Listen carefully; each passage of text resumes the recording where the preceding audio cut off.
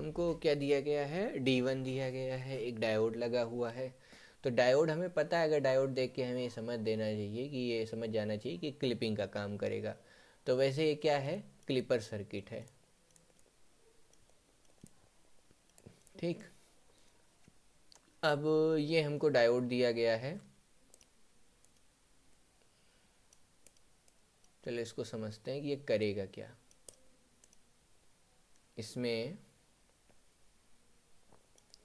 ये डायोड की सर्किट बनाई हमने, यहाँ एक रेजिस्टेंस लगा हुआ है, ये रहा दूसरा डायोड, और यहाँ पे हमें आउटपुट नापना है। यहाँ वी आई है, वी आई, अगर वी आई की बात करूँ तो इसमें दो केसेस हैं, when V I is greater than zero, V I is less than zero.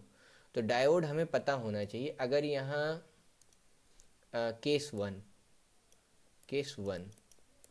We input plus minus, V input is greater than zero, अगर V input greater than zero होगा तो करंट की डायरेक्शन क्या होगी, current की direction ऐसे होगी। ठीक, और हमारे डायोड की डायरेक्शन क्या है, हमारे डायोड की भी डायरेक्शन कैसे है, डायोड जिधर डायोड लगा है ना उधर ऐसे तीर बना लो, उसी डायरेक्शन में करंट फ्लो करेगा। तो करंट की भी डायरेक्शन ऐसे है, तो यानी R1 पे IR1 फ्लो करेगा।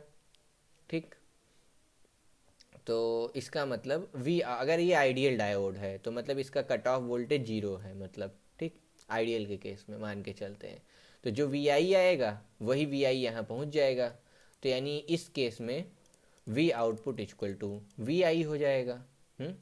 लेकिन केस टू की बात करूँ अगर मैं, case two V I is less than zero, यानी ये इस वेव फॉर्म की बात है, अब नीचे वाली वेव फॉर्म की बात है।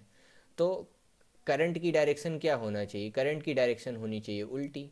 इसका मतलब डायोड में, डायोड हो जाएगा रिवर्स बायस में। रिवर्स बायस में डायोड कैसे बिहेव करता है, open circuit, resistance open circuit, इसका मतलब वी आउटपुट बराबर 0 वोल्ट।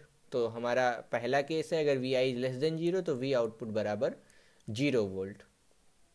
तो यहाँ देखो क्या दिया गया है, वी आउट बराबर वी इन, वी आउट बराबर V in when V in greater than zero. ठीक, ये वाला केस, केस वन, यानी इसका आंसर होगा ए।